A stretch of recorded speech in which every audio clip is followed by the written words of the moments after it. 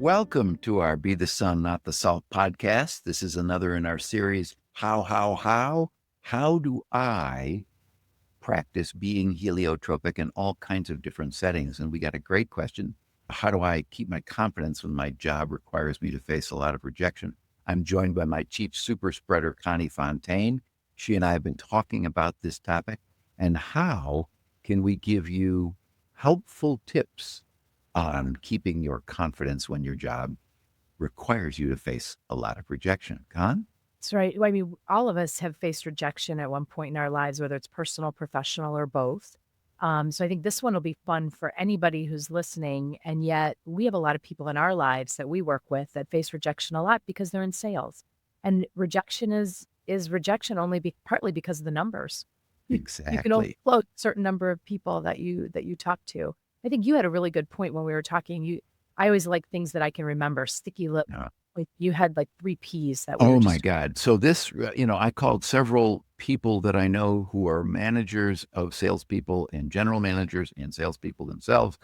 And I asked them how would they answer this?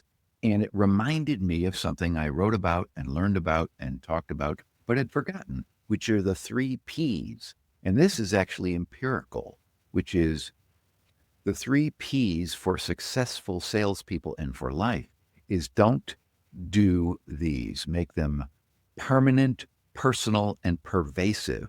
In other words, let's just start with personal.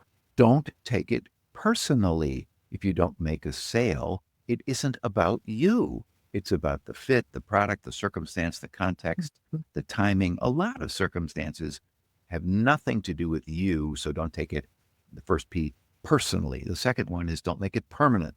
This will always be the case. This is the permanent circumstance. I will never make another sale. It ain't permanent. It is temporary. And the last one is pervasive.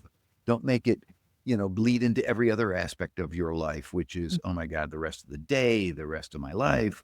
And this is just like everything else. No, it isn't. It's completely circumstantial. So the 3 Ps, don't take it personally, don't make it permanent, and don't make it pervasive. so personal can be hard because you feel like you've done something wrong, and it's not necessarily something wrong. It just might be the circumstance itself. It's the person's not ready to buy. Maybe it's you haven't followed up 3 times, only 2 times. I mean, there could be a lot of things that could play into that. Exactly. And you have to anchor your confidence personally, as it will. In other words, focus on your preparation, your effort, your character. You can't control the outcomes of every circumstance. And I was doing a little research on this, and another beauty, Connie, is this, use the ratios to your advantage. It's a Right. numbers game. The best baseball players in the world strike out 7 out of 10 times. Now, knowing that in the sales process, it's a numbers game. How many do you need to talk to in order Yeah, to? I get too. And Yes. so every rejection, every lack of a sale success is okay. That goes in the category of okay. It's one of the swing and a miss. Now I Right. can do it again. And maybe you do need to make a change, though. I think Hmm. there is gonna be that case where, use your circle, use best salesperson, that sage, wise person who always looks calm, cool, and collected. Use your manager, use your people around you, use your wife, your spouse, your partner. What are the things I could be maybe doing differently? And Have I there's all I the things? love that, Connie. It literally was. I was reminded by a salesperson who literally told me that today, and he said he used his manager to help him, and use your team to help you. Your point, Right. great idea, and be in the mindset of what can I learn from this? Your point, can I improve any aspect of my technique, of my game? This rejection is data. What can I learn from it? And see if I can swing it a little bit differently. That's the whole point of rejection is data. Use it to your advantage. Right, because if the data says, you're still not at your ratios, the ones that Mhm. are then that's okay. But just take it as you take feedback, rejection, any of it as an opportunity to improve, do something different. And I think the word you talked about pervasive, and I think how many times when we're swinging and missing that we sit back and just keep beating ourselves up over it. That's And what you want to do. Exactly. And this is really important to monitor and be very deliberate about your self-talk, what you Mm. say to yourself. And we all can get really negative in our negative self-talk.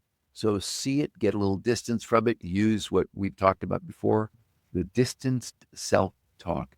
Harry, you got this. You Right. know, this is not going to be the full day.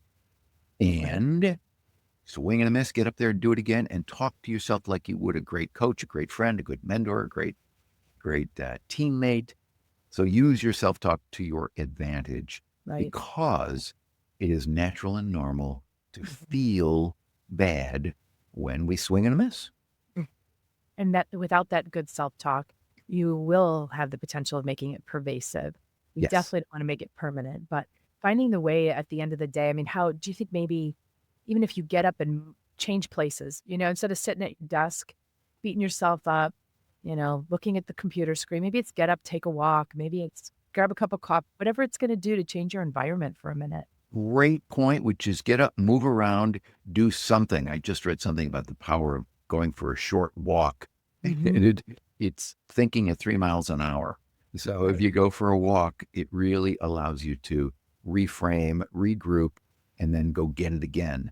And and don't be expecting perfection on yourself, which we all do. Every time we get up at the plate, we expect to hit it, and we can't. We're not gonna. So put it in the right, proper perspective of what does greatness look like for you. And what I would also recommend is that you talk about this with others. We brought it up, but debrief this little podcast with several other people who are facing the same challenge and see what they have to say. Idea. We literally learned that there are some colleagues of ours who are using this to foster a great conversation. And frankly, we're not the font of all wisdom around this. Let the people around you be your Yeah. greatest ally. Can you see this as a little therapy session? You have your Monday morning sales meeting. This is a great one to listen to, exchange ideas, and then, by the way, be there for each other as the week goes on, because as we're all facing rejection during the week, we all need each other to lift somebody up. Love that. Let's end on that. Let's use each other to lift each other up and talk about how else we can get in the right frame of mind in handling rejection. There's so much of it now. I'd say if any listener, please share this with somebody who goes through this. A lot of people are working remotely, doing a lot of internet sales, sales leads, things like that that can be really frustrating and draining. So let's lift each other up. Let's share this and share some great ideas. Thanks for listening.